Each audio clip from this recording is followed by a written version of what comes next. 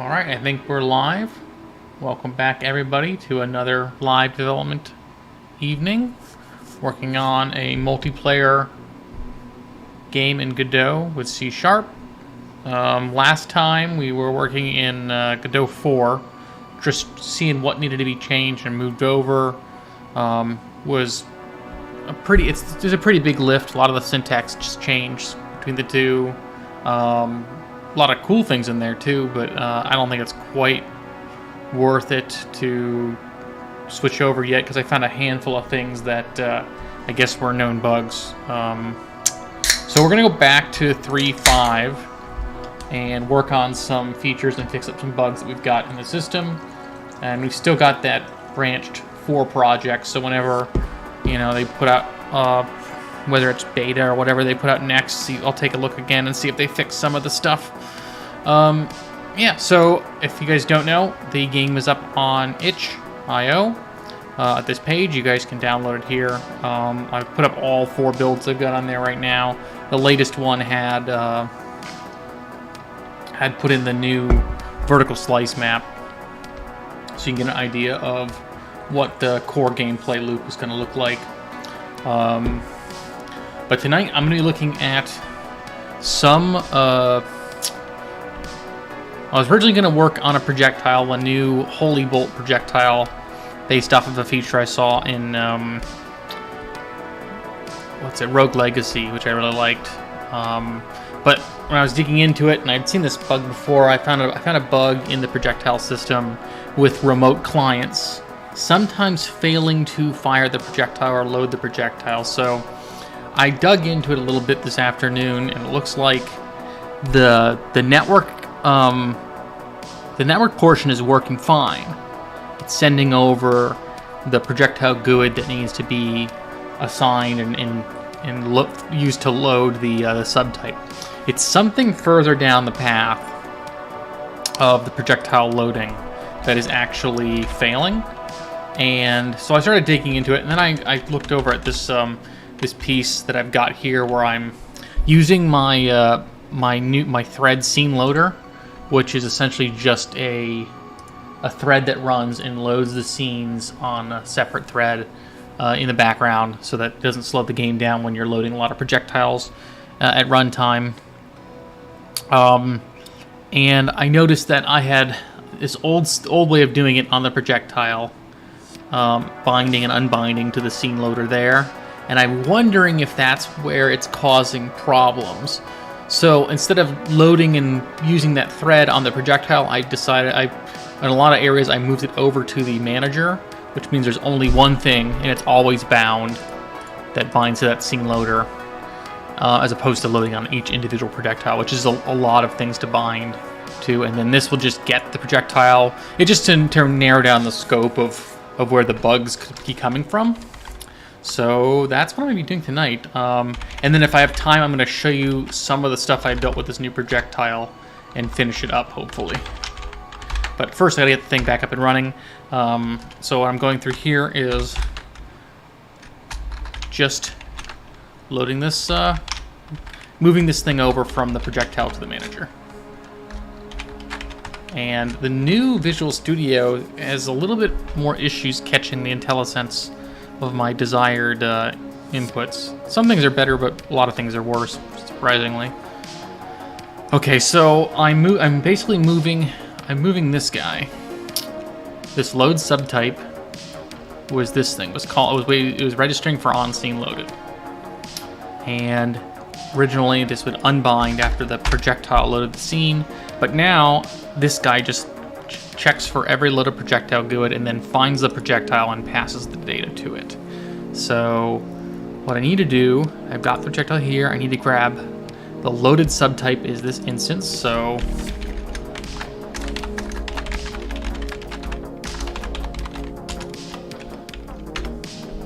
and then I originally had it bind. I think I made a different way. Let me think.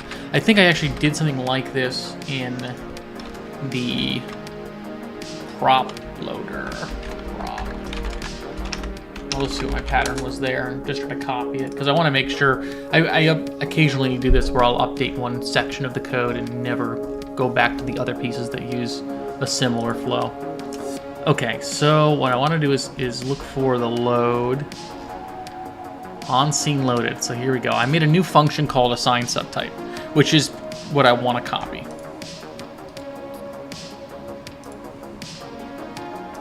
Perfect. That's what I want to do. I want to put that in the projectile, because that says, all right, get the projectile subtype.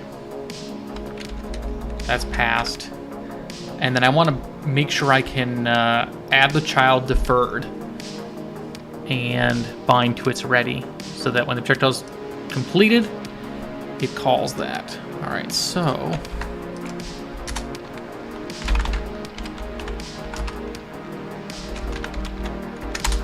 I want to do a couple more checks in here to make sure that I'm not getting bad data.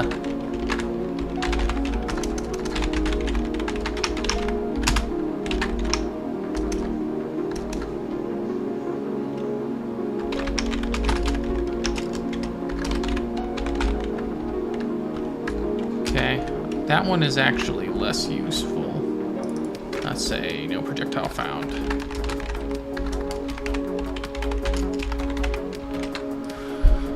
Okay, so now I've got it. Let's assign subtype.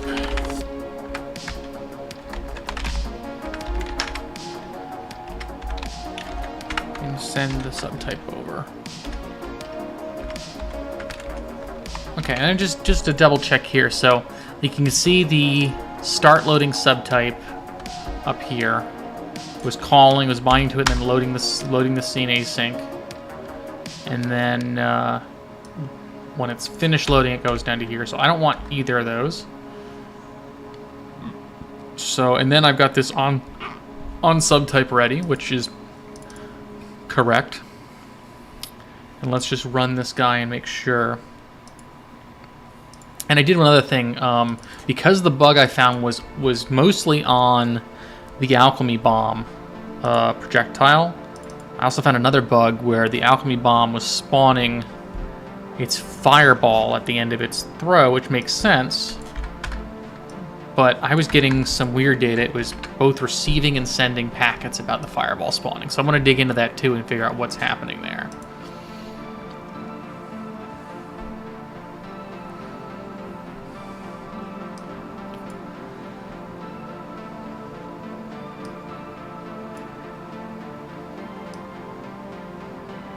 Okay.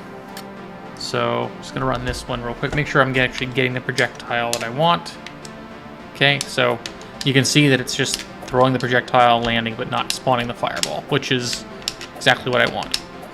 And this is just a preview. This is the Holy Bolt spell that I've got, and it's got a different pattern. You see, what it's going to do is it's going to shoot a bolt of holy energy or whatever, and then when it gets to the circle spot, which is this kind of min-max range that it's got, it's going to do an explosion there. So, and then can keep traveling. So it can be kind of multi-purpose, but it will give you extra bonus damage if you manage to hit enemies within that circle or close to that circle. And right now, all it's doing is throwing the throwing axes, mostly because I just copied something over to spawn some projectiles to make sure it was working.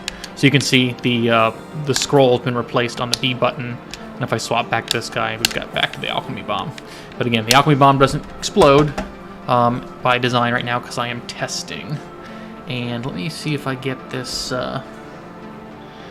It's my engine. I've got one of these, two of these. Okay, so big thing is I want to make sure the console's working because I want to be able to read these consoles as I'm throwing stuff to make sure I'm not missing events, or when I am missing events, I actually get an idea of what's happening. So this one is going to be running from the top console. And we'll just get this guy to start up an online match in that small world. And so it's going to be a little bit of just me testing this out and reading the console. Well, hopefully the thing doesn't spam so much with the stun server stuff, which is going to do, but I'm gonna have to talk to the Snowpeck Games guy, who's the one who built the plugin that I'm using for the Nakama peer-to-peer connection. I got some bugs in the debugger. Packet sender, game clock. I'm wondering if this is something that... Okay, it's probably trying to send it to all targets, but there's only one valid target. Okay. File not found, resource loader. Interesting. Okay. So I'm going to start throwing these. And you can see, we're going to eventually see one of these. I bet that the top one is going to fail. Because the remote client seems to be pretty good.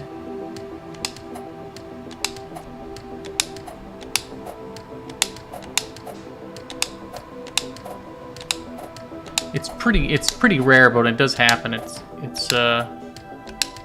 really weird. I'm wondering if I just fixed it by moving that thing over, and there was something going on with the loader, which I hope that was the fix, because I can't imagine what else could be the problem. And you can see I'm printing out the projectile GUIDs that are coming across the network.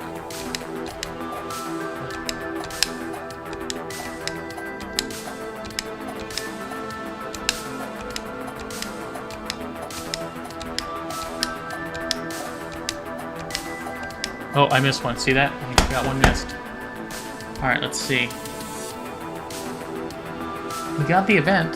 I mean, he definitely got the event. He received the projectile fire for all those. There's something squirrely going on with the loading.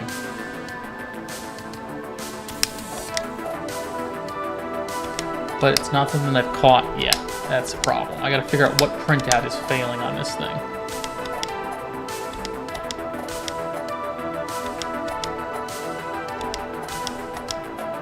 I mean, there really shouldn't be any failures. That's the thing that really annoys me. What I'm thinking is there might be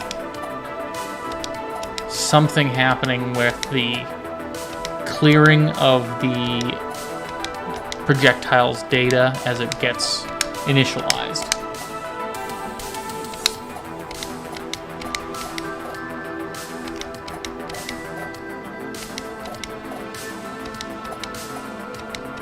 Fortunately, until you see it happen, it is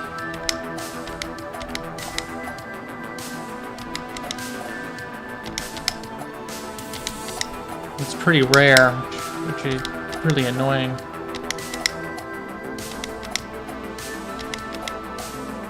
There it was. So it looks like he does get both those messages across. So maybe there's something further down I need to dig into. Alright, I'm gonna go a little further and see where the loader is going on this thing. See if I can get any better prints deeper in. Okay. So it clearly gets through all of these, which means it gets to assign subtype. Okay, so if we're at assign subtype, let's get a printout for when. Let's turn off the packet sender and packet receiver prints, because we know it gets across the network. We never have problems with that.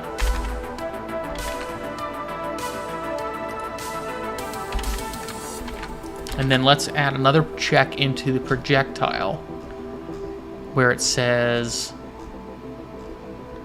assign subtype, because we know it gets through assign subtype.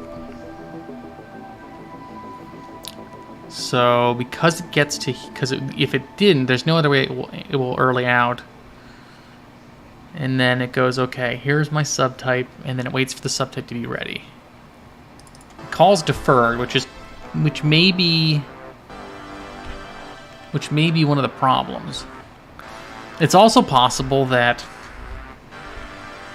it loads the thing and then it fires the thing. Let me see where activate works. I know in activate calls load, and right before it loads, it frees all the children in the node.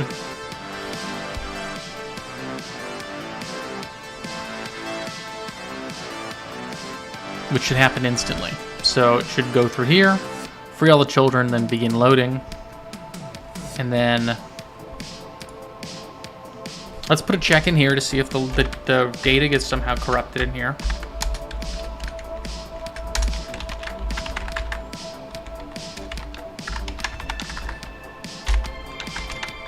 I'm guessing it's something with the threading. But it should get past this this load. If it's something where the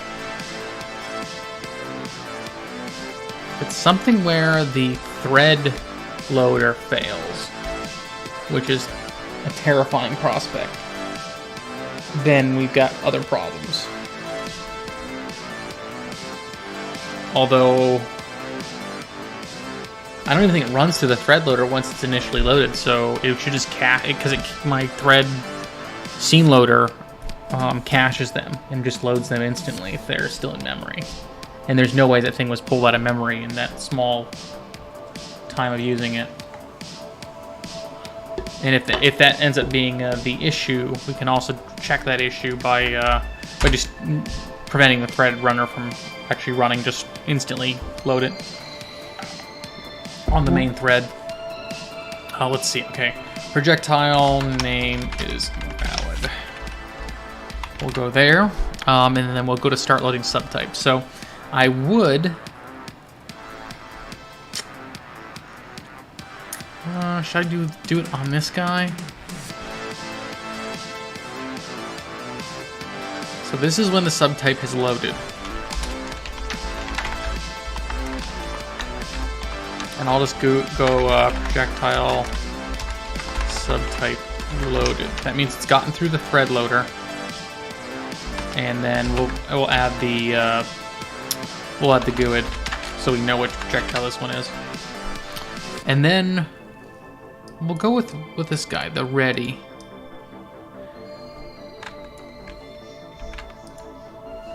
So I'm wondering if there's something in the call deferred that is already being deferred for something else.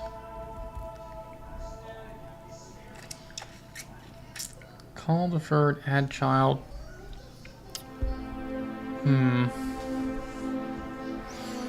Well, we can try that. We can try the subtype ready. This is going to print out more than we probably want, but it's one of the few ways that we can actually check out what's going on. Okay. Play.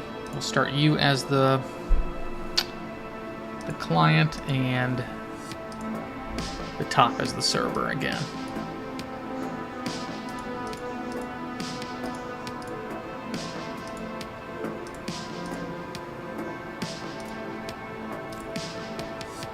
Okay. Let's make sure we're getting some prints here.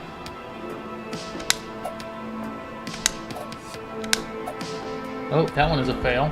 All right.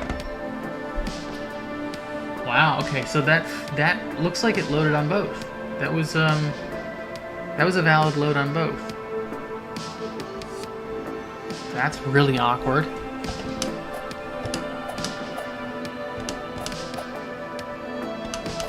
I wonder if there's a timer that's firing off somewhere that's deactivating.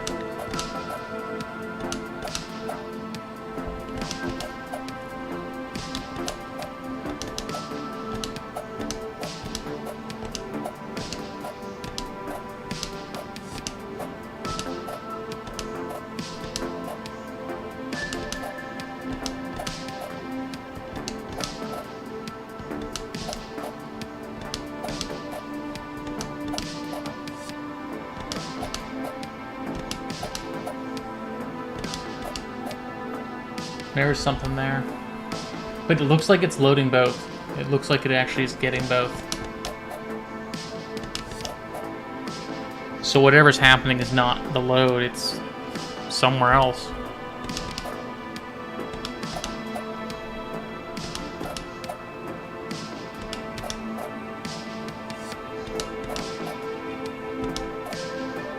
Yeah, right there. See, it loaded, it's ready, and somehow it deactivated. I'm wondering if you notice that it had this thing's timer went to the end here. Yeah, I wonder if something's going on deactivate. Because there's something else going on there that is really bizarre. Okay, so let's take a look again at the projectile. I'm missing the code. Okay, so it does get through here, it does get ready, it does get called on load complete. Let's check to see if it calls fire. So we've got it ready, loaded, fire. And I'm gonna make sure if there's a timer on this thing, which we'll call like deactivate, if there's something that's happening, because see there's a lifetime on this, and I'm wondering if I force it to deactivate on all clients. Okay, so deactivation. What calls this guy?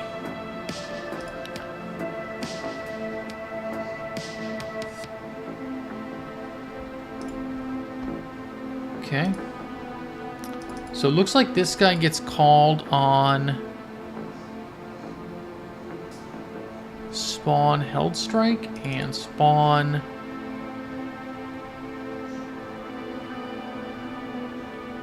hold on. So it actually is potentially clearing it on one of these two. Calling deactivate on the strike. Although I'm pretty sure these this code only gets run on the owning client, so I don't think this is it. I think it's somewhere else. Let me just double check. So this guy is here. And update, let's find the non-held strike version. So all of my attacks run through, all my weapons and all my abilities are a child of this thing called a strike source component. And a strike, like I've mentioned before, is just the basic event that fires a projectile or does an attack across the network. And so we've got how this guy runs. So child process on this guy.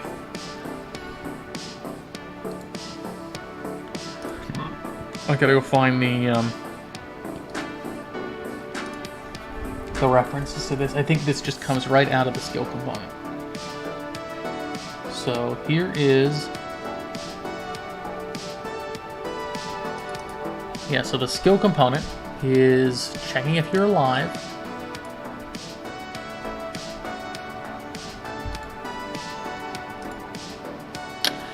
Let's see. I don't see anything immediately that says this is required to be the owner, but I'm fairly certain it's somewhere in here. Okay. Maybe not. Maybe this is done on all clients. Let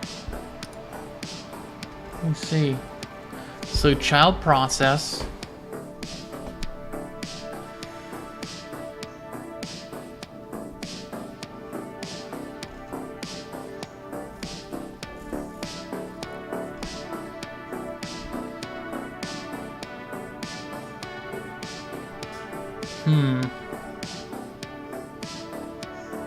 I don't know why it wouldn't be only you.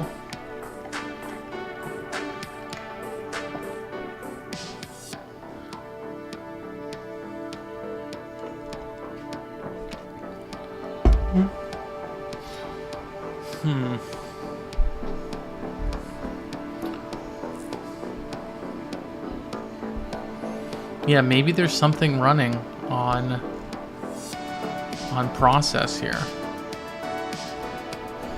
Well, we can always try this. We can always go to where deactivate is on here.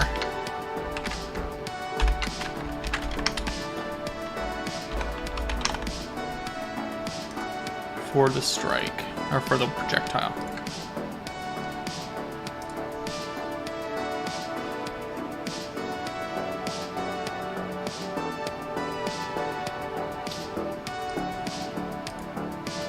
Wait.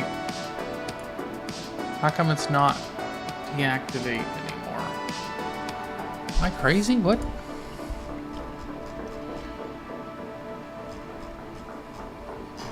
Where is deactivate on this thing? I could have sworn I just looked at deactivate and did a search.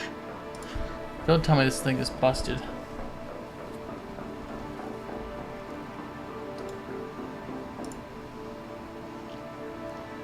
Deactivate silent. Huh. That is very strange. Let's find... There's no deactivates in here?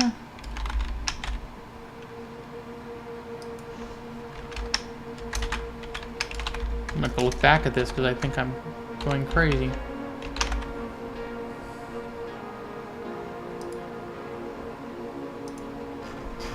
Where did it say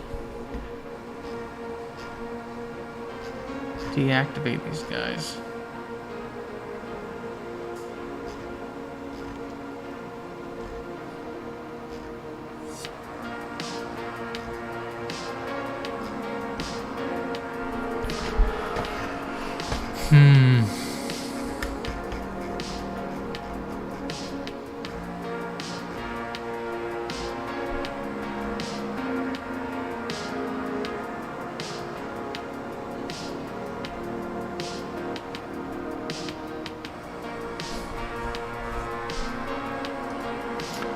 Go to this guy, and we've got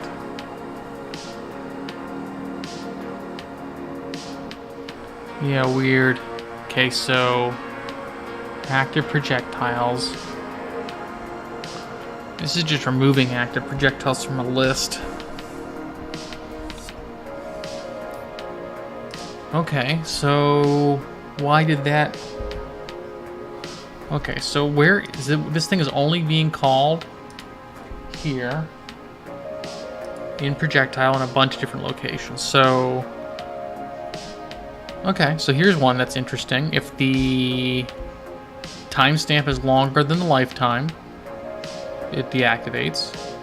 And process is on all clients. But that should reset every time.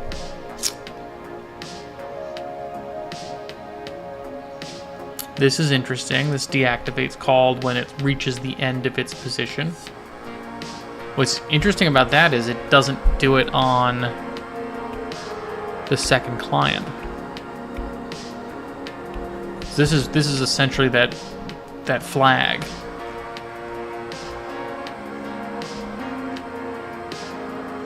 I wonder what's going on there. Maybe there's something involved with that. Because when you throw to position and detonate, why doesn't it get to deactivate? Okay, so if I'm online, if I'm not online or I'm the network master, then detonate here.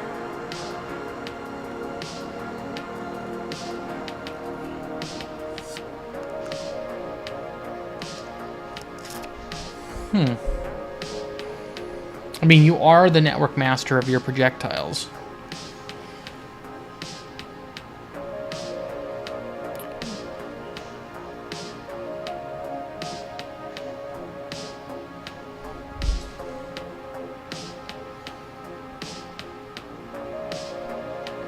But I'm wondering if that is doing something on the server and deactivating it at the throw time. I mean, that wouldn't really make a whole lot of sense to me, but that's something interesting. Maybe I'll just throw in a little print here.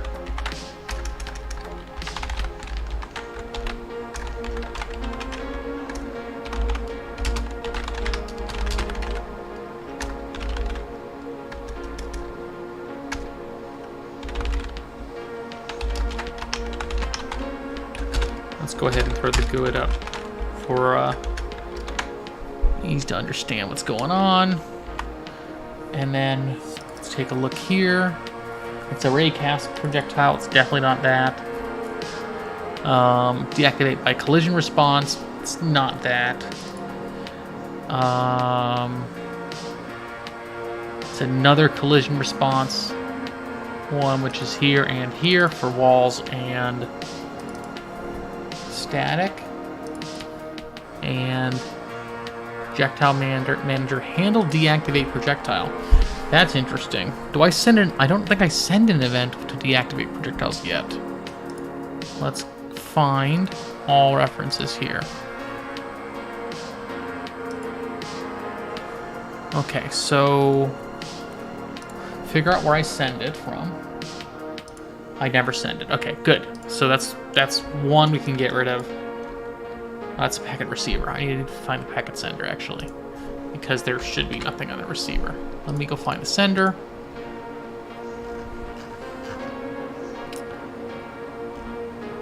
Send deactivate projectiles.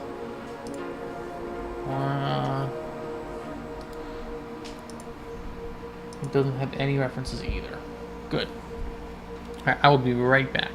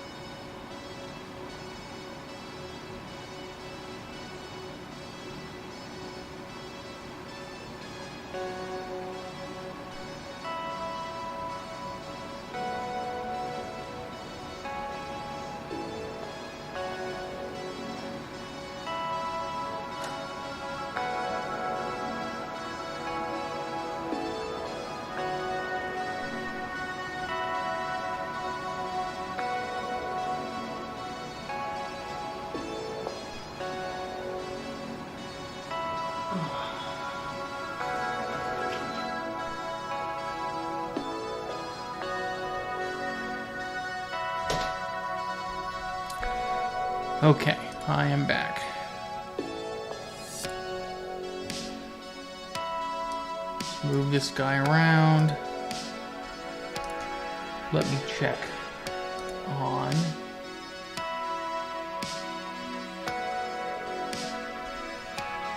Okay.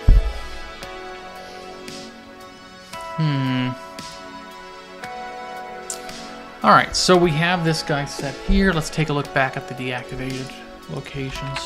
I'm guessing it's one of these deactivations that are coming. But good news is this guy isn't it. So I'm gonna clear that. Now, eventually we may go back to a system where we have to force the deactivation of projectiles. But I really hope we can avoid doing that, because that causes all sorts of weird synchronous stuff when you're sending stuff across the network. You want to make sure you can activate a projectile and pull one off the stack. When you start deactivating stuff that may already be deactivated on the client, we could start running into some weird problems there. So I'm glad that I did not go ahead and build that. But we may need to use it sometime. Let me just double check to see if this thing is good. All right. Let's find out where the deactivations come from. Okay, so collision response, raycast, more collision response. What is this one? Strike event. Okay, so this is where I did call deactivate. For when a strike, like the holy symbol, spawns all those crosses that rotate around you, I do track them on both. I think it tracks it on both clients and the server, and then it will clear them and call deactivate through here. I don't think we have to worry about this one right now, but it's something to think about. Okay, now we've got the new one in. Let's go fix this bug too while we're trying to attempt to call this on the ping server. Alright, so we want to... So we're going to... If this is trying to ping the server when the server probably doesn't exist, or we're not connected to the server as a client. So what we're going to look at is where this one's being sent from. And just probably put a check in to make sure you're online. Oh, so you're online. You're not the server. Okay. Interesting.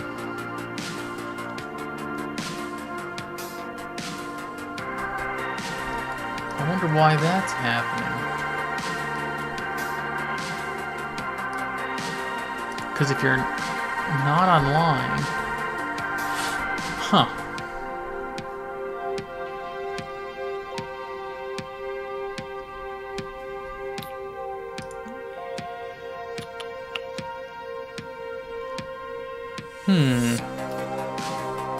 So it makes sure that you can send to the server with Peer 1, but the error is saying that it doesn't have a number 1 peer.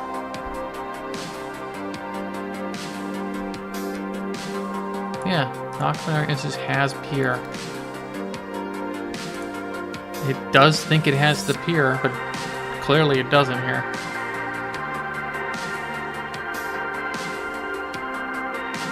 An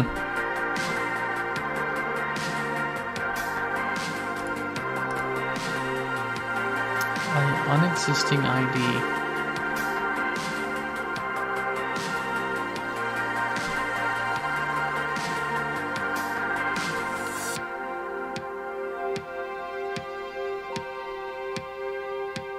Oh, if you have a peer, return. Make sure I don't have the peer.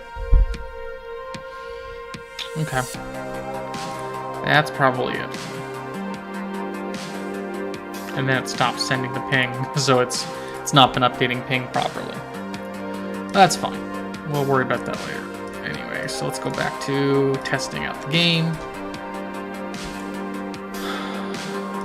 Man, I really don't like that scaling down problem. All right.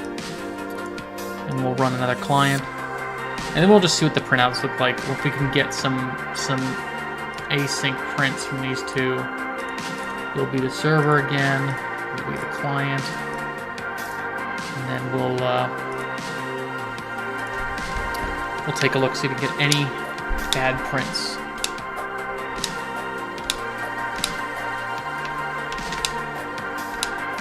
There we go. Oh, I can't see anything on all this. So, throw to position deactivated. Interesting. Okay. There we go. Okay, that's pretty clean. So, throw to position deactivated on this guy. It never deactivated on the actual owner, though.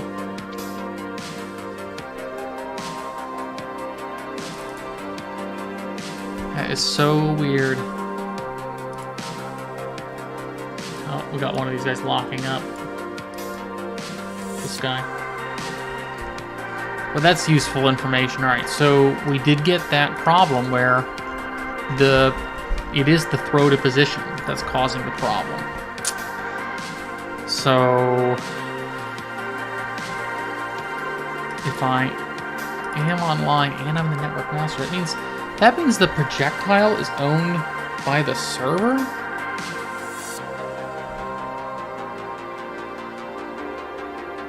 That can't be right. Let me just make sure, because when my projectiles are spawned for a client, I have a function in here to spawn them for the client.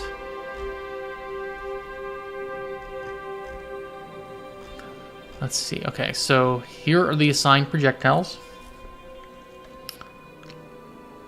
And it sets the network master to the peer ID. Right? So player 1's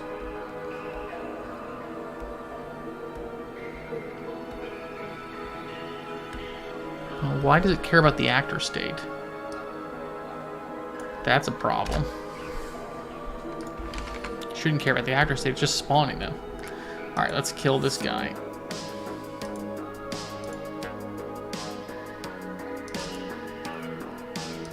It's been a while since I've had the, since I got 351, since Godot crashed like that, so I want to check to see if that was really the problem, was the peer ID is invalid because it's not in the correct actor state.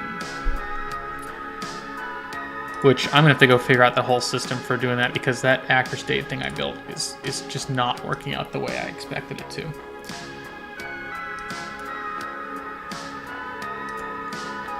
Okay, so these are crapping out. Let me make another one. I was really hoping that moving to 3.5 would make it less crashy, but apparently is not the case.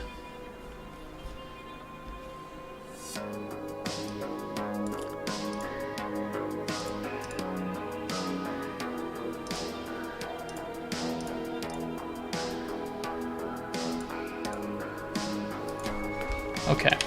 Now, if I did this right, that means that really the owner should be the guy on the bottom. No, doesn't look like it's done it. He's definitely not the owner. He's definitely not the owner still. That is so weird. Alright, so... where is my peer ID? What does that assign it? Okay, so...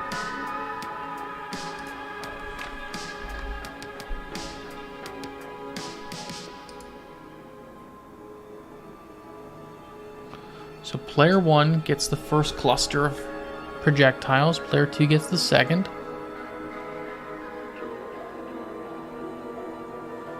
Okay, so let me just make sure I got this right. So the start ID is there. And the end ID is there. I'm wondering if I got the first projectile wrong. Let me see if this will... if I fire 2, does it explode the second one? No.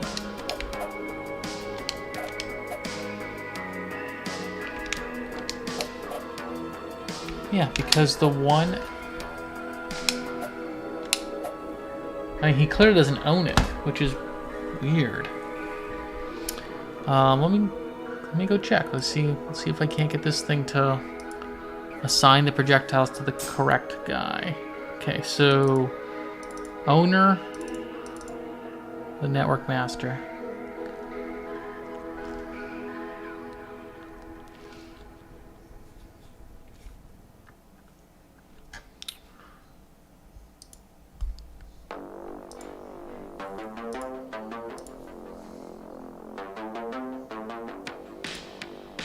Let me save this guy.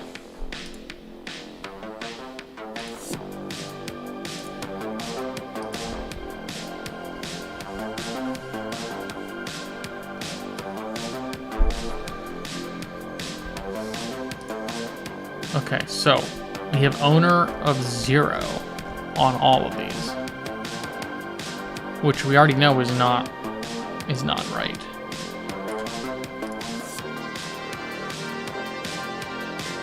So the player is clearly not getting. Okay, let's see what happens here. So we've got all these goods, owner of 0. Wow, that was a really bad misclick. Let me open this guy up again.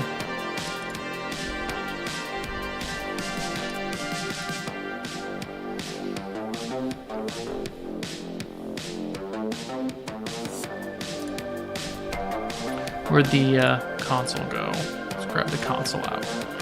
So we're just trying to see that the network master is assigned properly. And it looks like...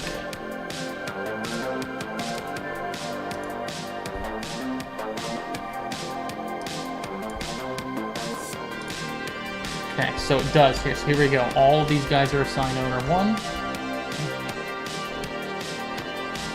Which makes sense. But the player didn't get assigned. That means the player is still sitting on 0.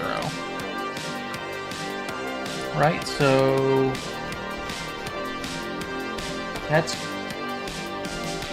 That's a couple hundred right there.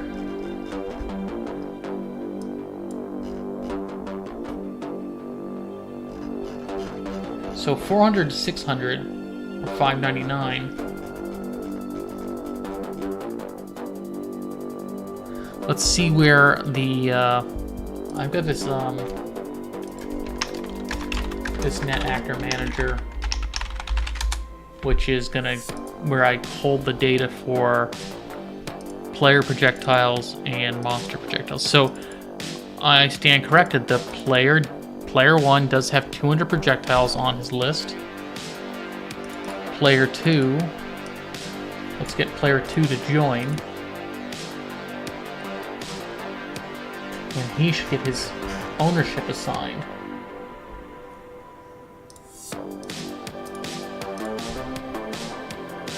Okay. Look at that. Okay, so we do have owner 2 is assigned to these guys, but he's still not considered the owner. Let's see, come on, I just gotta get past all this junk. That misclick, man, that misclick kills me. Well, anyway, I can go up here and check. I saw the same thing on the other one. It actually loaded in owner 1 twice. That is weird. Alright, so why is it doing that twice? Let's take a look. So it looks like 600 to 800, which makes sense.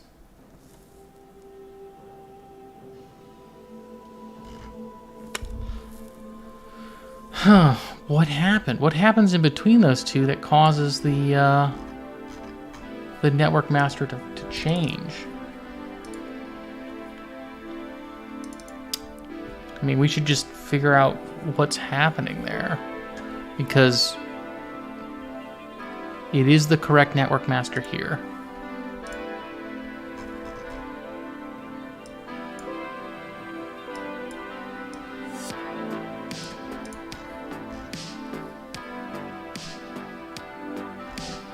Do I do something down here to change it? Let me take a look. Network. So, network master, get and set for the interface.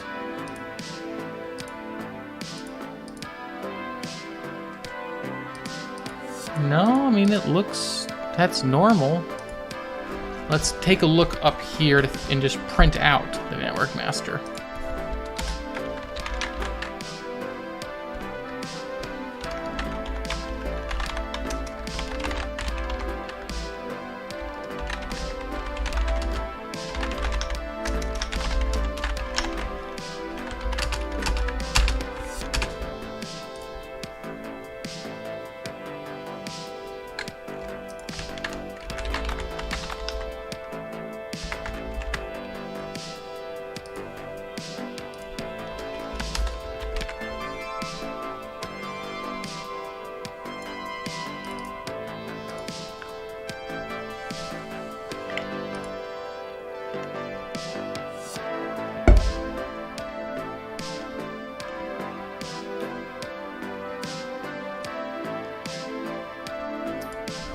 Come on.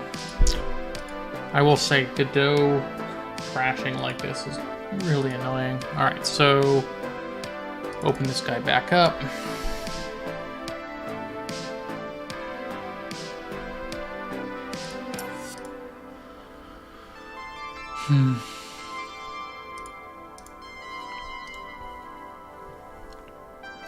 I wonder if I should make an abstract version of the network master to assign it to a player, and then it could just filter out and determine if it is the correct player owner.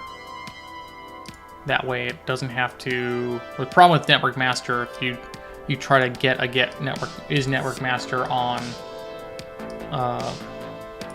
when you're not playing online, it tends to do some weird stuff.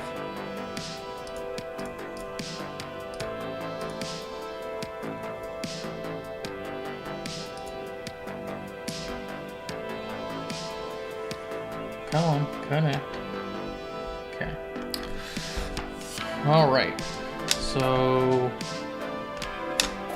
network master is set to 1.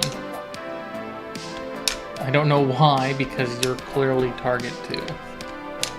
And your network master is also set to 1.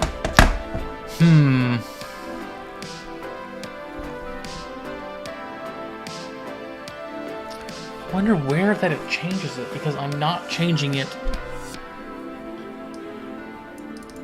I'm not changing it unless there's something in the projectile manager that's saying that's setting.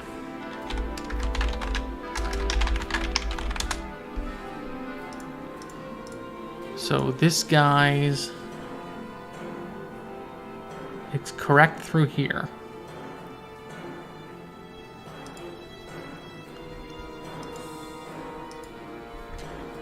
And it changes later. So to go back in this, we can see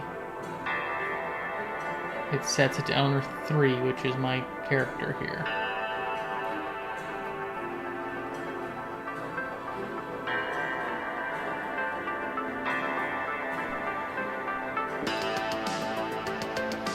So it goes 400 to 600 is owner 1, and then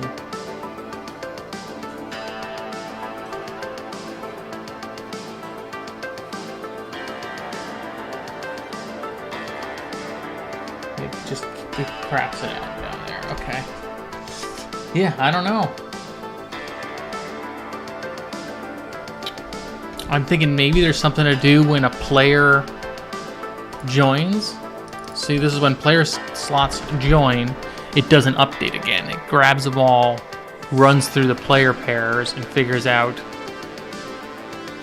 which one you belong to. But the peer ID is the player, and that is correct. As it comes through here, even when a player disconnects, it runs this process again.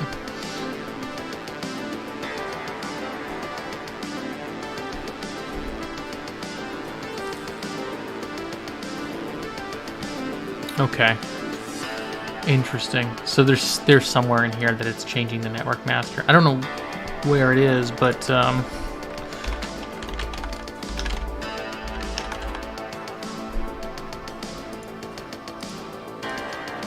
there's really just one spot that it's setting it. It's right here. Huh.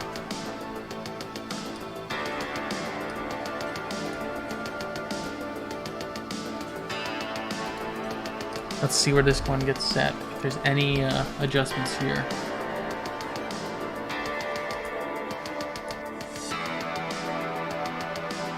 No, no setting. Just getting.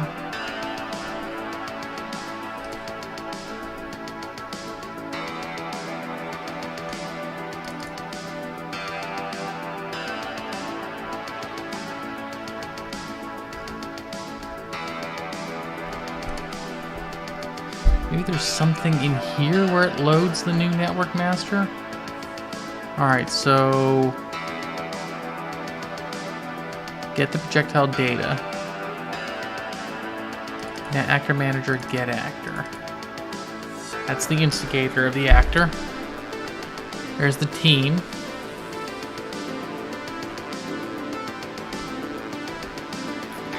Start loading subtype. Fire.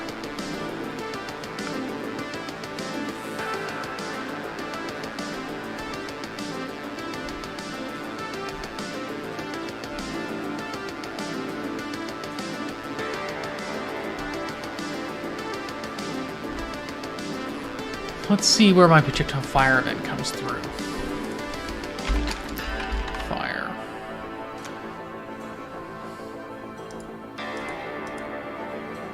Fire projectile. So I'm wondering if there's something in here when I'm creating the projectile fire event.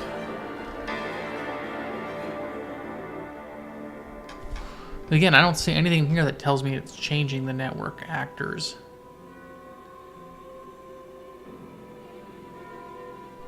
I could always do a bind for it and check for it when it comes through. Okay. Let's take a look. Let's go ahead and do a search for any function call to set network actor. Set network master. We'll find a function call for, because I can just do it like this, and the projectile should go into here. Okay, so getting and setting.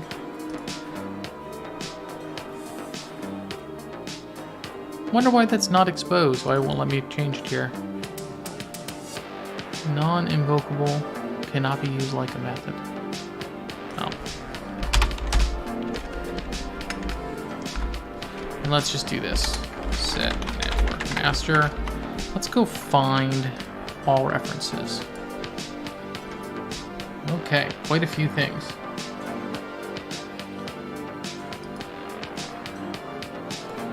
I want set, not get. Okay, so interactor, that's okay.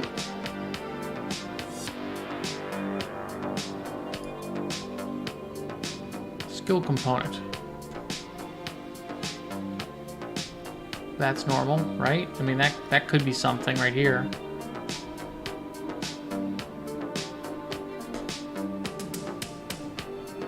Projectile subtype.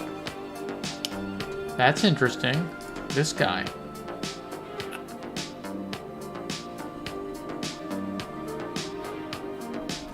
Okay.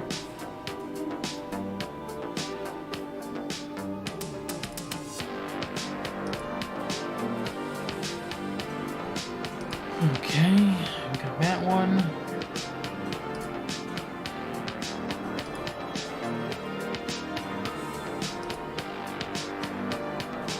I'm wondering if there's something in the skill component for the creature that it's owned.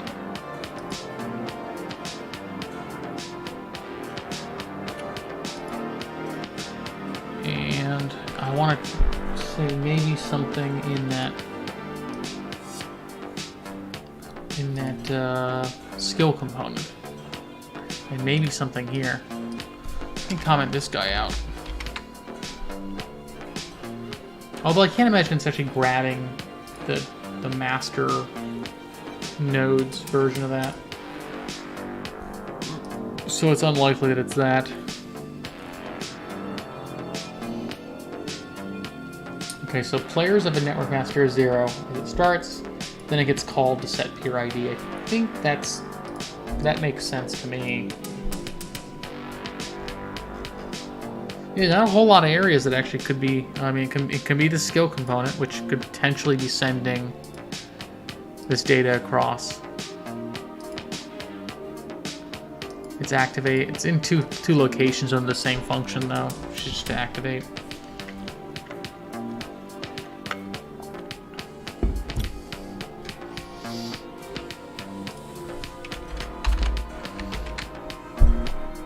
Okay, so we can definitely say that this part is working. And I want to go into here.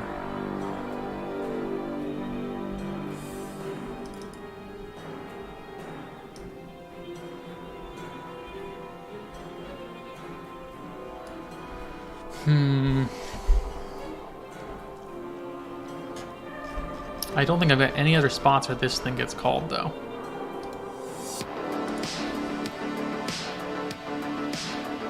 Yeah, just in here.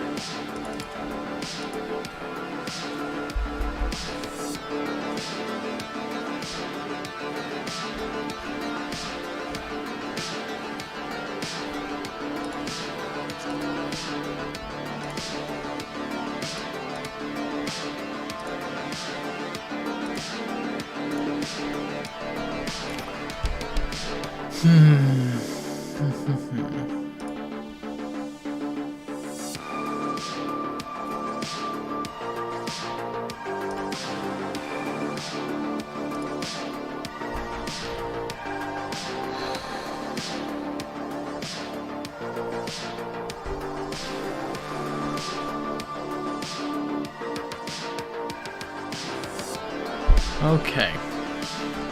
Where does it set it elsewhere? Let's go back in projectile and see if we can figure out where it would set it post-load.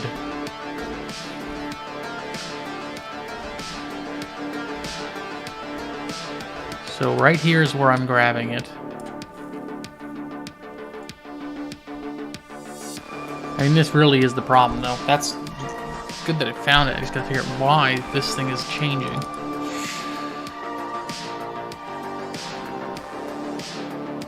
If I'm not online...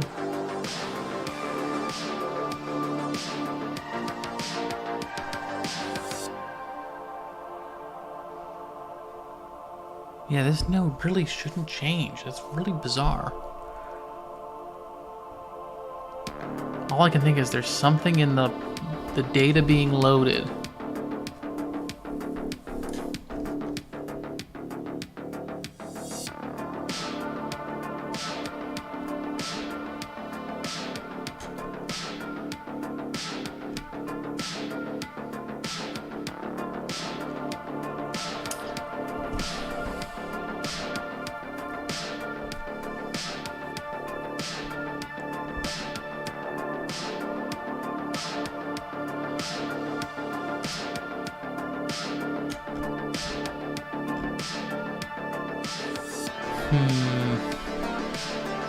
Is it possible that the thing gets nulled?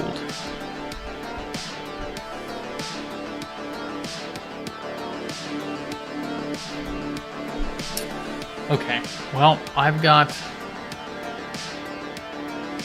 this thing set. Let's look at the subtype again. Is there anything in the subtype ready?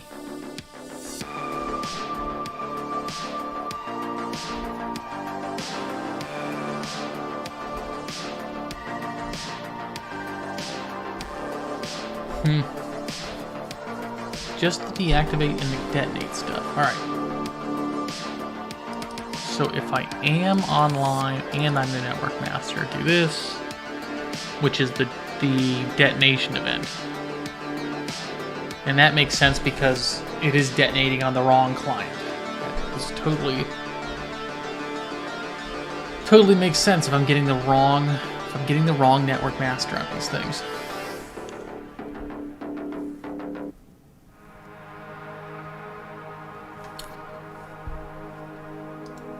Maybe there's something in here. Okay, so here's my projectile data. No, there's nothing in there. That's not going to be helpful. What is this assign owner thing?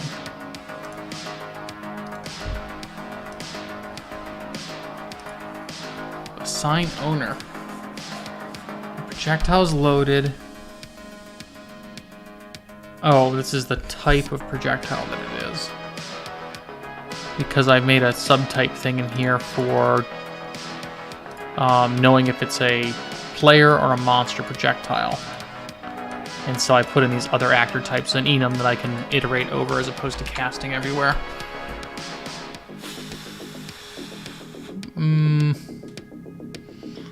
Projectile loaded, actor state.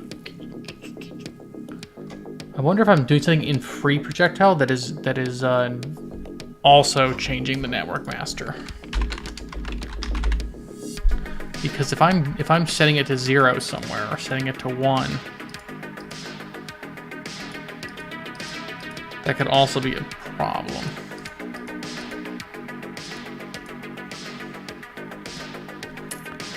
All right, I'm gonna go one more time through this.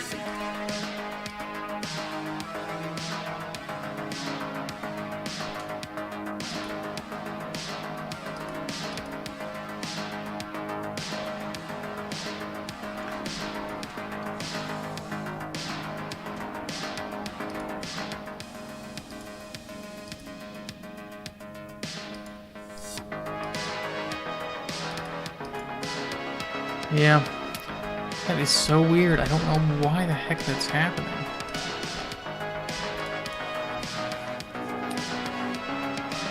Okay, let's try it again. I did disable at least one location where the projectile is having its master set, or at least the subtypes being set. I wonder if there's something going on there.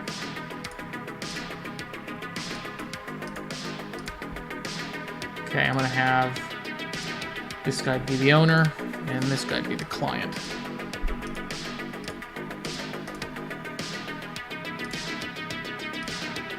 Okay, so we'll throw the client projectile over. And yeah, his master is not real. And then this guy's gonna also have all those projectiles as master.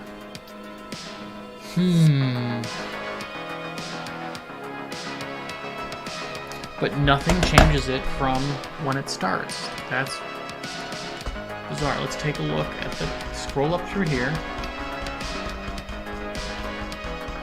Okay. Nothing changes it through here though. Come on. Alright, so... I still have this bug here. No, wait. This is just them disconnecting. Never mind.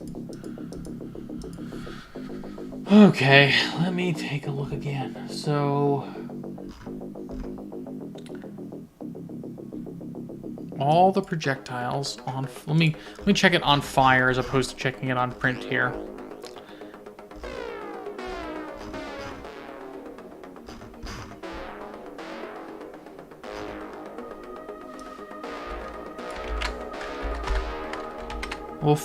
We're gonna find the free projectile we've got, and we're gonna see if this free projectile has changed its network master at some point. So this is the loaded projectile, that's fine.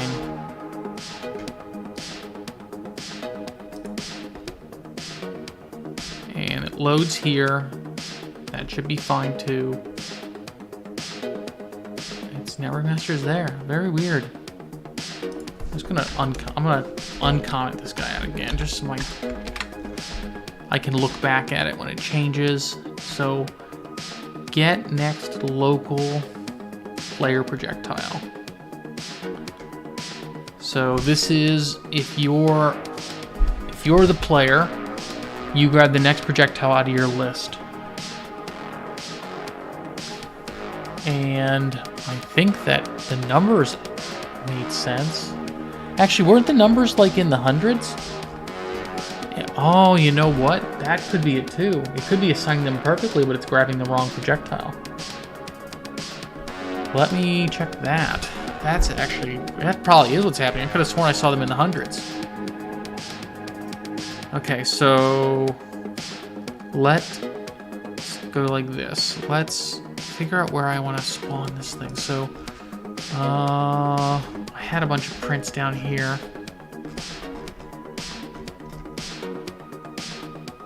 So load subtype. Actually, we can just go to the fire event. Right?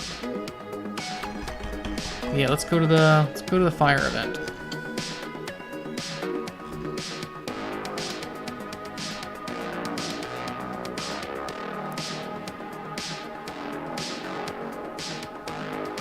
We'll just comment. So these are the goods that come in, and then we want to fire one. Let's go find this fire.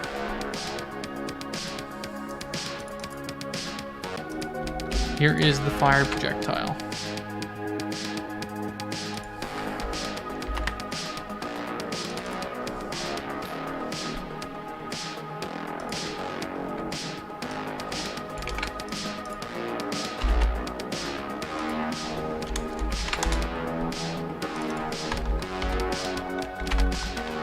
That's the projectile good.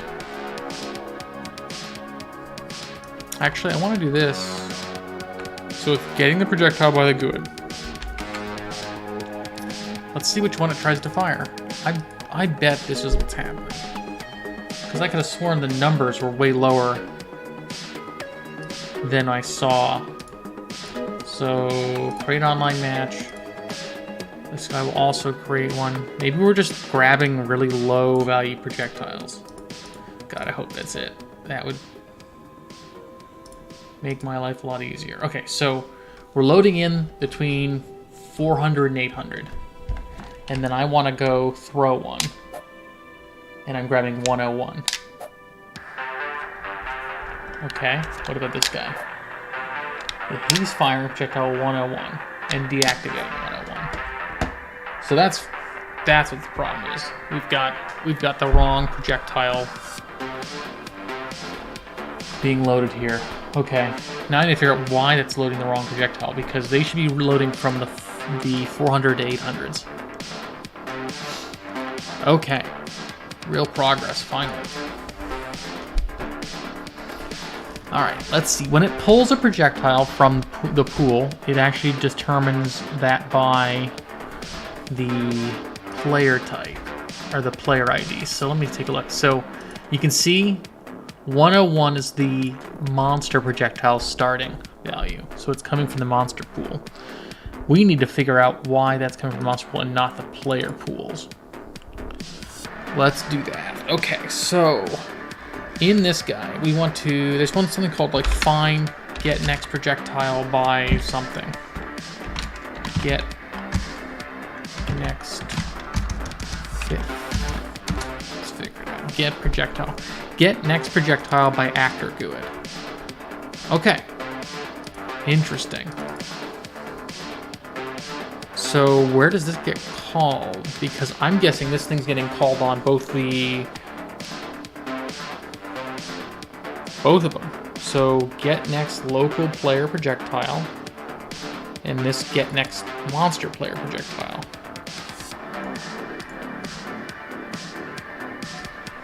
Let's find out which projectile we're trying to spawn. I think that this guy is not getting called then. Let's see. Create projectile fire event. No, it's getting called into the correct stuff, so that's hooked up. Okay, so it's actually being called correctly here, and I need to go to this definition here. So this thing goes to the actor manager and finds the actor. And it's clearly not returning null, but I'm guessing the actor type is not hero. I bet it's going all the way down here and grabbing a next monster projectile. So we need to figure out what's going on there. So let's find this. Get actor.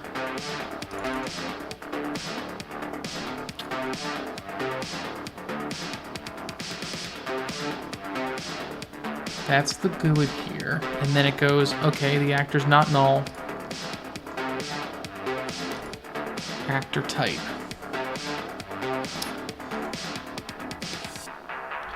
Is it it's just doing a straight up check here? Let's see what the hero has. Because the hero has actor type hero assigned.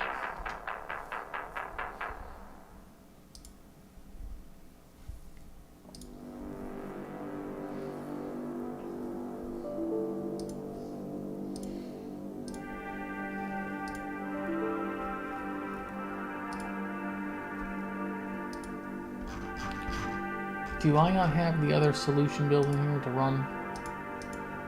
Oh no. Let's see. Okay, so since I updated Visual Studio, I'm gonna go back to the old Visual Studio.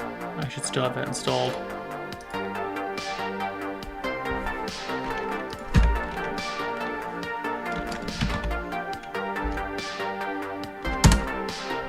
Because the old Visual Studio is allowed to play that project.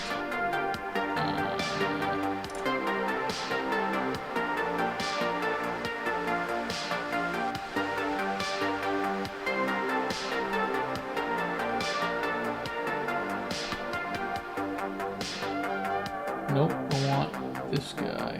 That's a Unity project. No, I want this one.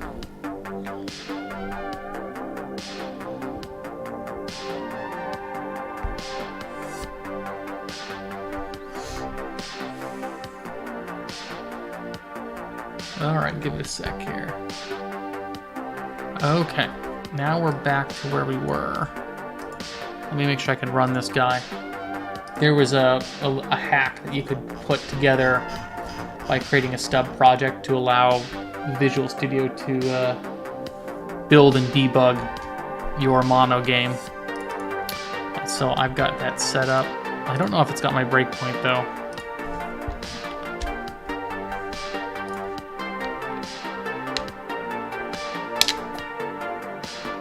No, it certainly doesn't have my breakpoint. So it is firing from the monster pool. And that's interesting because I'm certainly cast to it as a hero actor type there. Let's take a look by... Let's go back to the projectile and see if we can get that breakpoint working on... Oh, we want to find the manager actually. Projectile manager.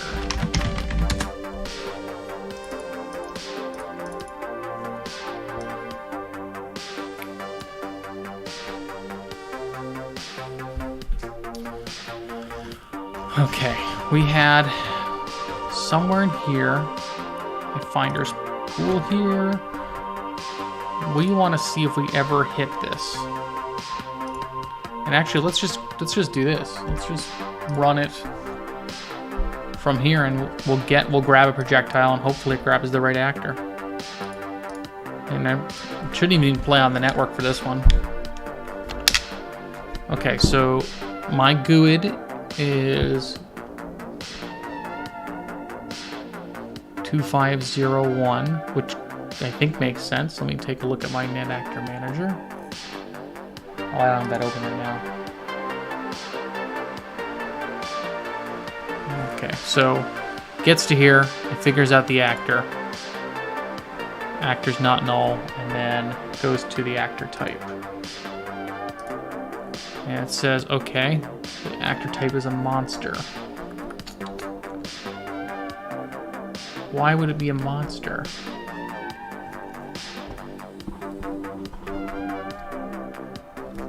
Because the class inherits hero. Let me see. Okay, so 2501. Let's take a look.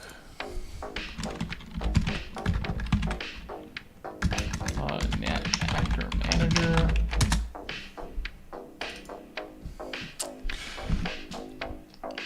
No, this is a reserved hero. Yeah, that's a hero.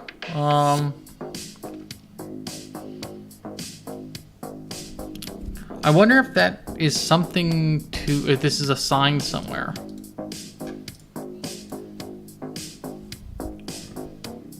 Okay, so.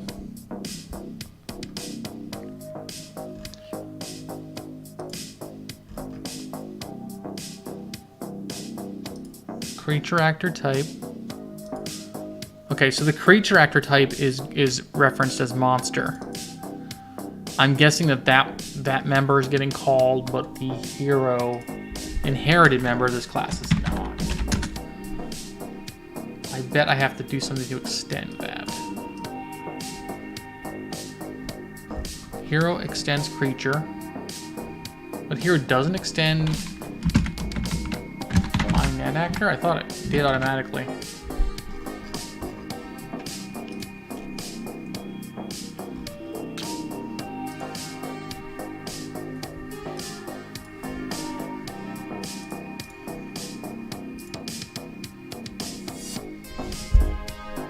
Okay.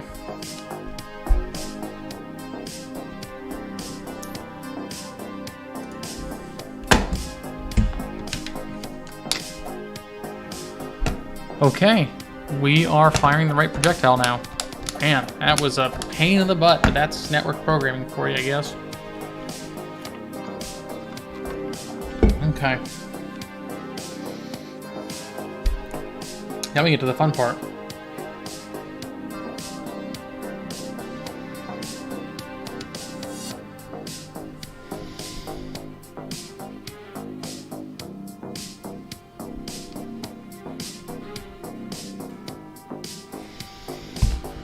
Okay, so we've got this part fixed. We're gonna start building the new skill, which is scroll, that will fire these holy bolts, and we'll have explosions at the end of those holy bolts. And we're gonna just actually let me do one more test, because then I can figure out if the networked event for the alchemy bomb's explosion is coming through on the network properly now. So we've got in the projectile manager, projectile data table. I just commented out the alchemy bomb ability to spawn its fireball. Find it. Okay, it has a spawned projectile event. It spawns a fireball at the end, and it cancels out. And then we'll dig through all the print statements too and clean those up before I start moving on. So projectile manager, fire projectile. Let's clear these guys out so we don't have so much mess in here. And then throw to position, deactivate. Okay. So the way that this thing works now is the only way that the projectile will deactivate is now on the throw to position, the owner of the projectile throwing to position. Now, I don't think ultimately that's the correct way to handle it, because we want both versions to deactivate. We want both clients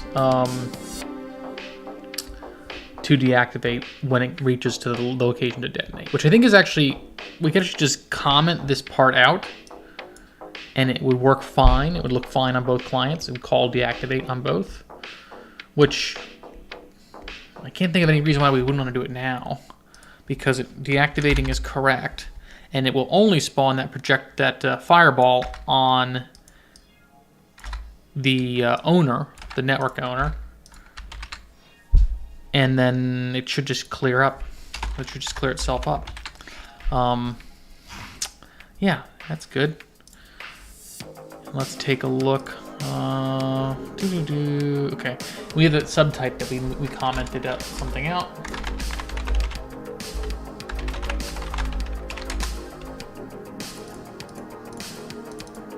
We commented out it's setting the network master here. Okay, so I think that's basically everything. Oh, we did this actually. We set the GUID in the projectile manager. We can clean that up too. Every time it updates the players, it is printing out a bunch of information we don't need. I think eventually we're going to probably change this, because I suspect that this network master setting here is going to be some important value that gets set over the network, and that is a lot for players loading and unloading. So it should only probably adjust them when a slot is added, and then not iterate through every player slot. It should probably just go find the new one, the one that hasn't changed, or the one that's changed, which we can do a little later. I'm not going to dig into that now. That's just okay. So we got our main client here. We're gonna run. Throw this guy over here, and we're gonna grab the other client.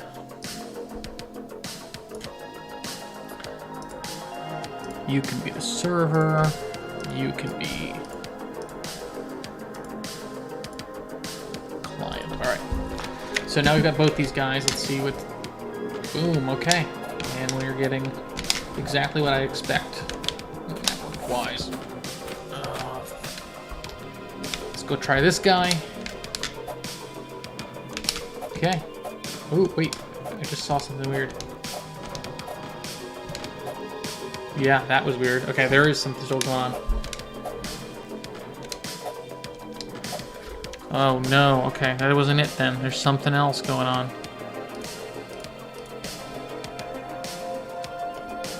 Okay, so this guy is the the client, and he clearly doesn't get that update.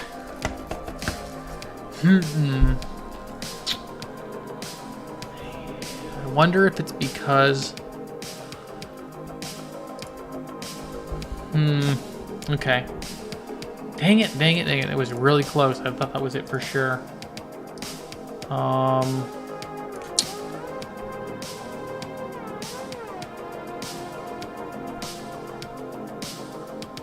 Where's my projectile now?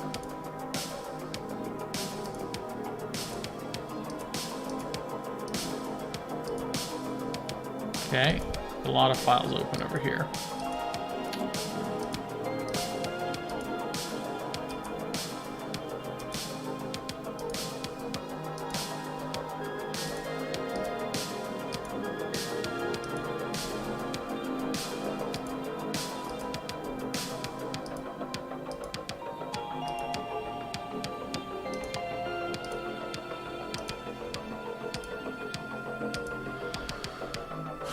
Okay, here we go.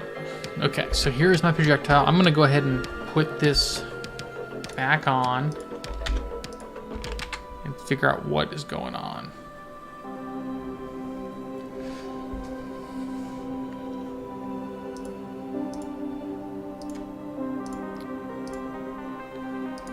We'll clear these, and then we're going to just take another look at this guy being thrown. Let's put in, we had some print statements here. Let's start those back up in the loading and activating section. Okay, so we had one.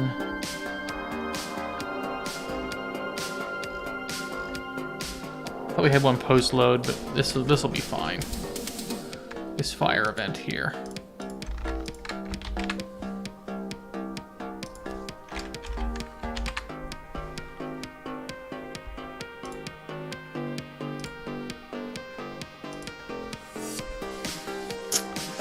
Yeah, that really should have done it. Okay, so we're gonna run with this again. We're gonna have our consoles open.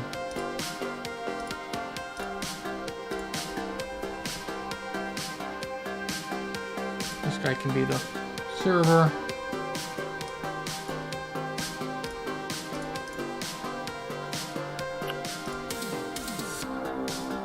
Okay, so this is the client here, and we're going to take a look at the projectile. That was 601, which makes sense. There should be I think there's a bat floating around over here. There he is. He'll burn up. Okay. So this guy is getting a fire event, and it's deactivating on both, which you'd expect.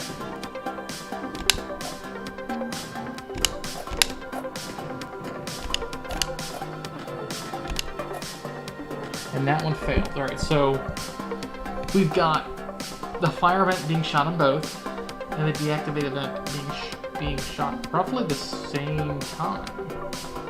But you can see there's two fire events on the one up top. Let's close these guys down and take a look. So up here,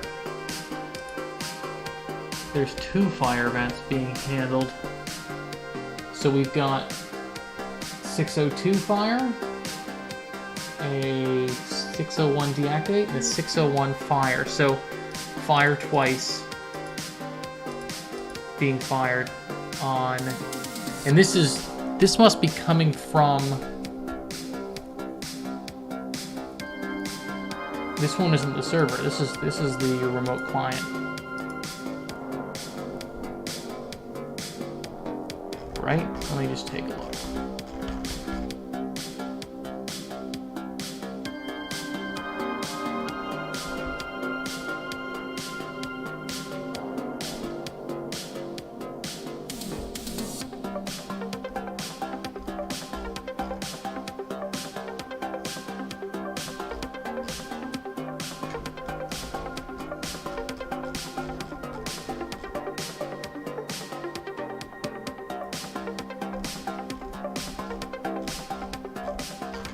Okay. So it's calling activate twice, which is really weird.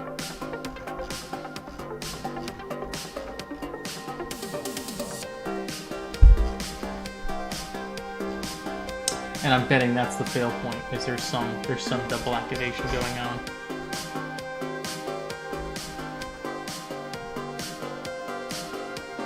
So 2 activations followed by a deactivate.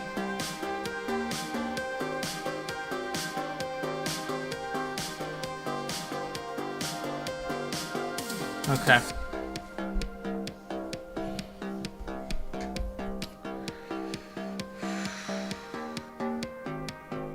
Let's take a look. So activate is called.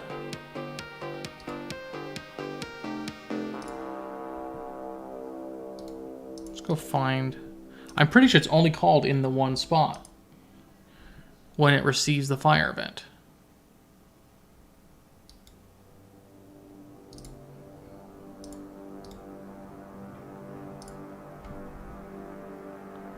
And this only comes out...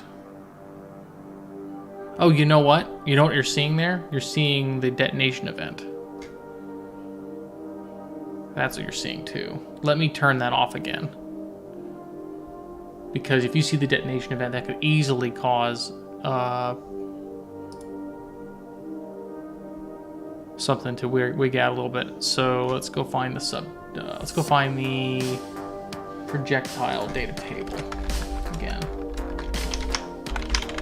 just to make sure we can cut out all the variables that we don't, that could potentially cause us to see different things.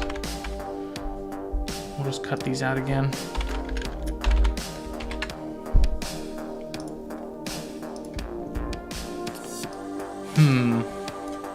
Yeah, I'm wondering if, like, because it's grabbing the lower GUID again, by the time the remote client gets it, the other projectile says spawn, and so it deletes the information on the first projectile, which is entirely possible.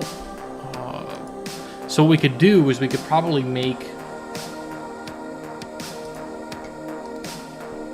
Shut this guy off.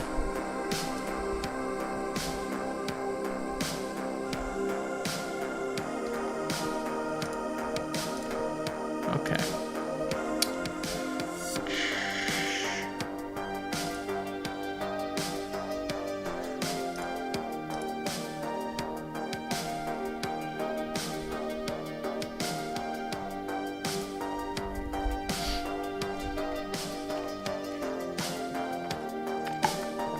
Okay, so we'll run this thing again.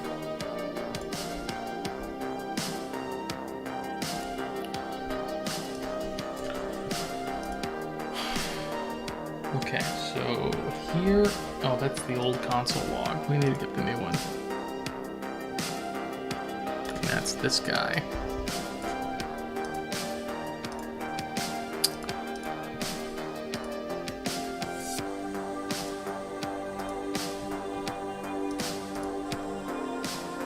Of course, this one's crashing too. Man.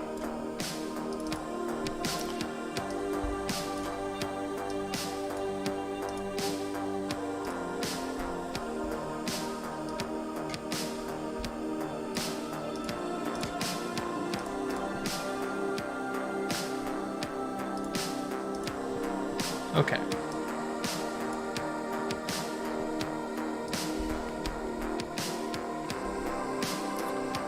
So the one on the top is my client.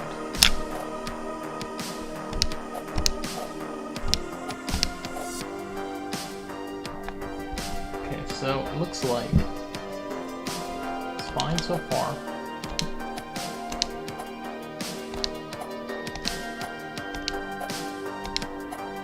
Okay, that one was bad. Oh no, it's going to get rid of the log.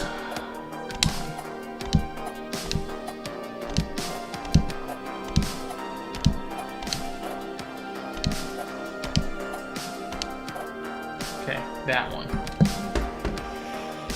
It fires, throws to position, deactivates. You know, maybe this isn't it. Maybe it's something entirely different, and it's not the deactivation.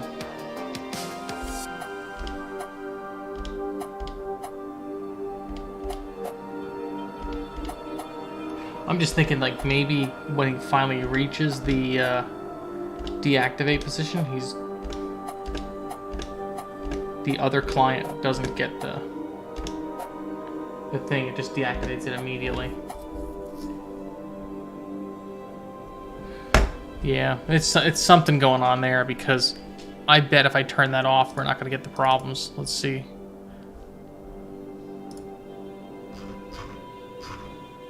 Because then maybe I'd only need to deactivate it from, like I had before, where the only person who deactivated it was the owner. Because that way he has to wait and it sits there until the owner says to deactivate it.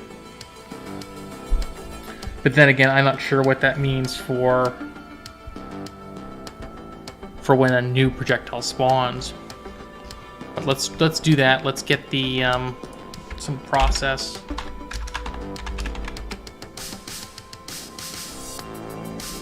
I could have sworn it was just above this, but apparently it's not.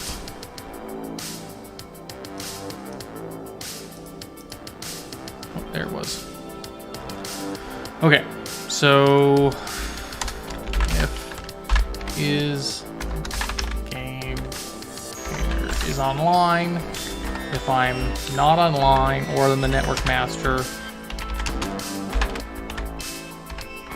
which means I am online,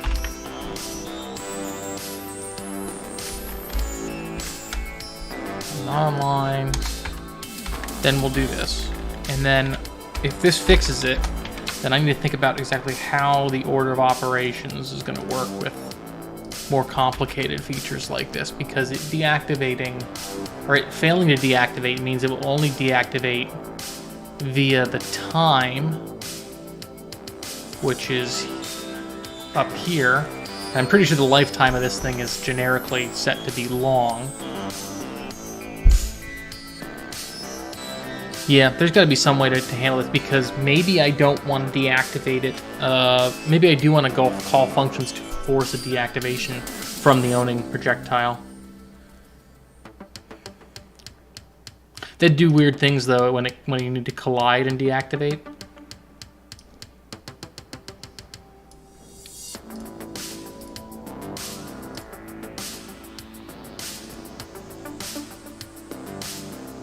Because right now, projectiles are while they are authoritative over both clients, the only thing that keeps them really in sync is the timestamps and kind of trusting the owner's authority on things when they take damage and do things like that. All right.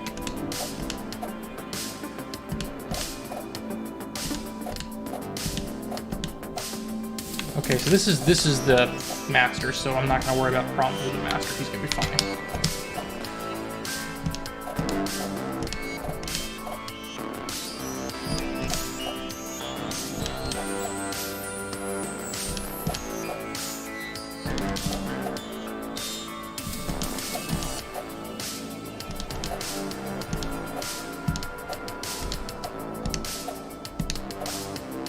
Okay, so it failed again. So there's something going on that's not the deactivation. There's something else happening. Maybe it's the lifetime, because that's the other way it can deactivate. Let's try that. Let's disable the lifetime of this thing and see what happens, because I believe when the lifetime gets set, let's see what the lifetime actually is on this thing. So the alchemy bomb has, a 1.5 seconds lifetime. That is totally within the range of weird stuff happening. Let's leave the lifetime to ridiculously long, which is total like 5 seconds. 5 seconds is way more time than we need to see the deactivation getting called, because by then this thing should already be destroyed. Let's close that.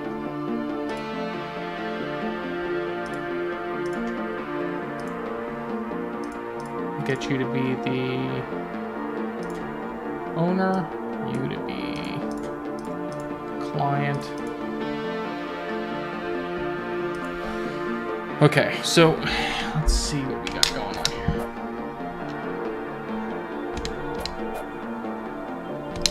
So it does fail. I mean, it still fails. There's something going on. I mean, it can't be the lifetime now.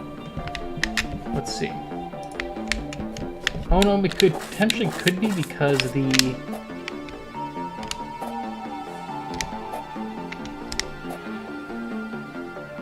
Let's see. So this is the server on the bottom.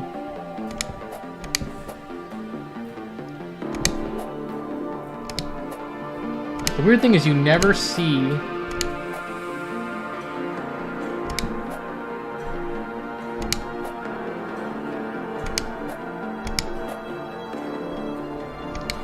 You never see the,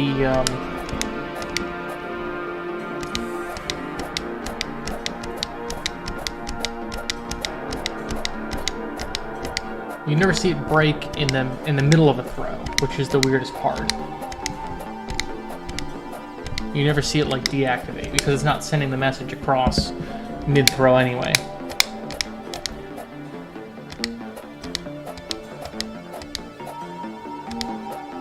But like something like that where the server gets,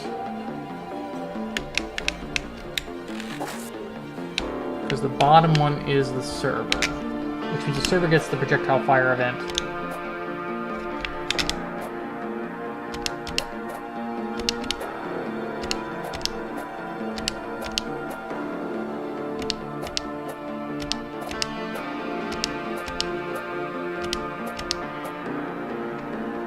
It gets the fire event twice, which is really weird.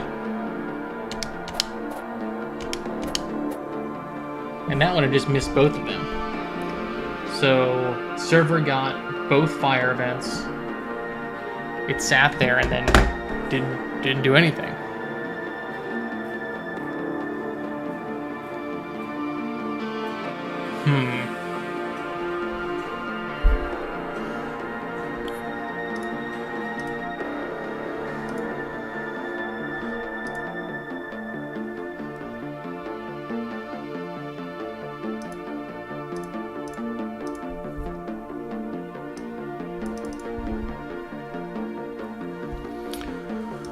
Okay, so let's take a look back at the projectile. So we know that it's not the landing at position that's calling deactivate. It's something...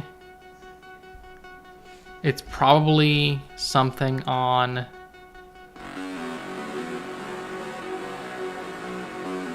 It's probably something on the lifetime.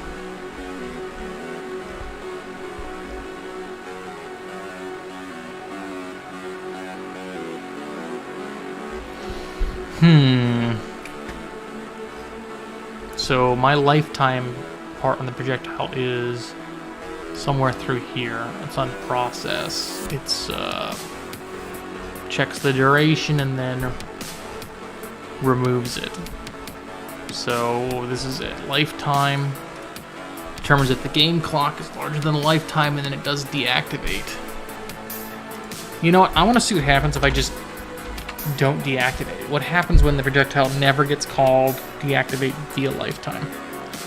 And that means the remote client, or in this case, the server, should only reactivate, which means it won't get rid of it. Based on lifetime, at least. So it may do some funky things with the reactivation, but it'll never call that deactivate on lifetime. So I'm wondering if there's like a position thing where the position is updating away from the center, but it doesn't call deactivate. Okay, so we want the top one to be the remote client and the bottom one to be the server.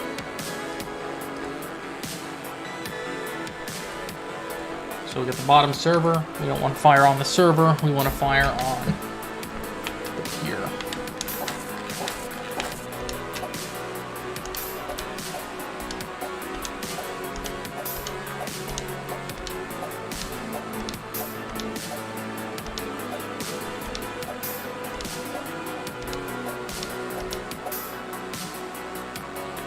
see how all these ones are stacking and just staying there?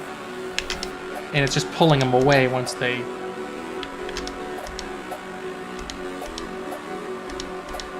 Oh, that was a failure right there. We got another failure, so this isn't it. It's not it. It's something else.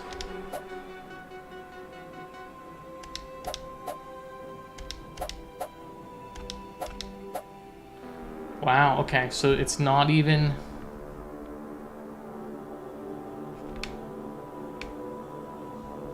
I mean, it's not even the deactivation on time.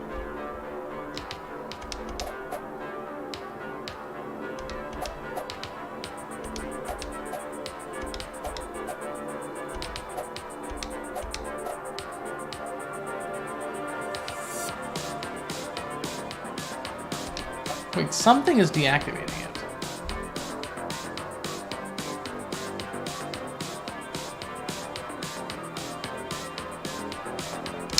So if I throw one, it replaces it. That makes sense. There should always be 2 out now.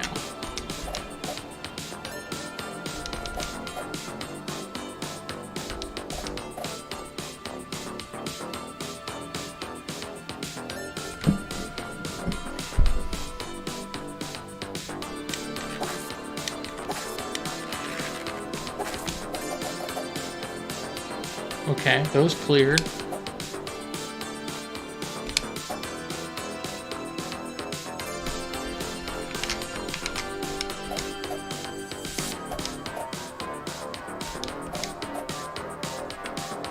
You know what's weird is the top one's the remote client, so it disappears. That makes sense. And that one just straight up failed. That one just called it down there to fire, and it never got the fire. I mean, it did create it, it just didn't do anything with it.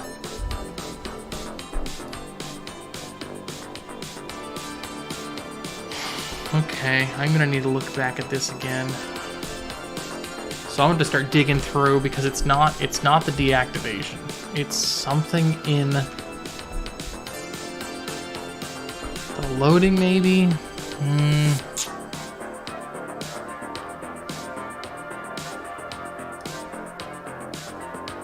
Okay, it's not necessarily the process.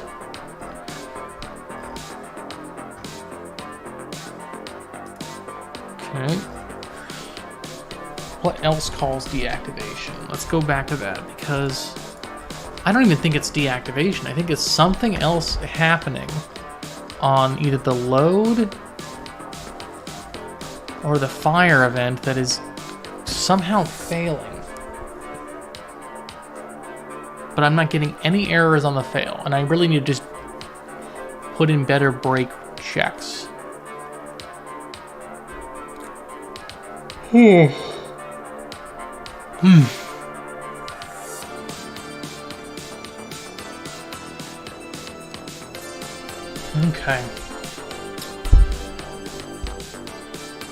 Let's see, how long have we been going? We've been going for an hour or so, and this is just going to get more into the weeds as we go.